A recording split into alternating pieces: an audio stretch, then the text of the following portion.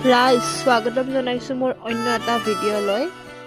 কিমাননো আৰু শুই থাকিম, বলক আজি এটা মাছৰ ৰেচিপি ষ্টাৰ্ট কৰোঁ। কথামতে কাম, এয়া মই আহি পালোঁ মাছৰ বজাৰত। এয়া মই মাছ ল'লোঁ, এইটো মাগুৰ মাছ হয়, মই অকণমান লৈ ল'লোঁ।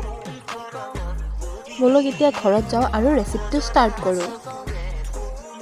মায়ে ধুনীয়াকৈ ধুই মেলি ৰেডি কৰি দিলে আৰু ময়ো দেৰি নকৰি এয়া আদা নহৰু ক'লা জালুক এইখিনি মই অলপমান খুন্দি ল'লোঁ। লগতে এটা বিলাহী আৰু এটা পিঁয়াজ মই সৰু সৰুকৈ কাটি ল'লোঁ। কেৰাহী এটা লৈ পেলাই মই গোটেইখিনি সামগ্ৰী ইয়াত মই ঢালি দিছোঁ।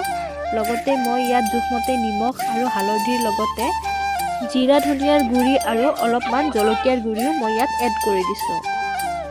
লগতে মই ইয়াত অলপমান কেঁচা মিঠাতেলো দি দিছোঁ। এই গোটেইখিনি মিশ্ৰণ অলপমান মই সানি দিলোঁ। 5-6 মিনিট এনেকৈ ৰখাৰ পাছত এয়া মোৰ মিশ্ৰণখিনি প্ৰায় এনেকুৱা হ'ল। ৰাইজ দেৰি নকৰি এতিয়া মই এইখিনি গেছত বহাই দিছোঁ। কম জুইত অলপমান ঢাকোন দি ভাজি থকাৰ পাছত এয়া এইখিনি এনেকুৱা অৱস্থাত। পিছত জোখমতে পানী দি আকৌ ঢাকোন দি দিলোঁ।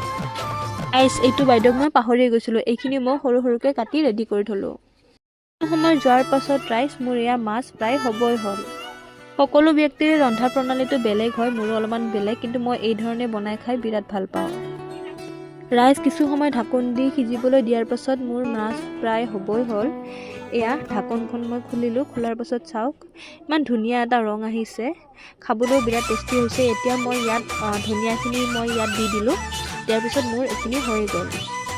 আজিৰ ভিডিঅ'টি মই ইয়াতে সামৰণি মাৰিলোঁ। আকৌ এবাৰ লগ পাম নতুন এটা ভিডিঅ'ৰ সৈতে, তেতিয়ালৈ বাই বাই।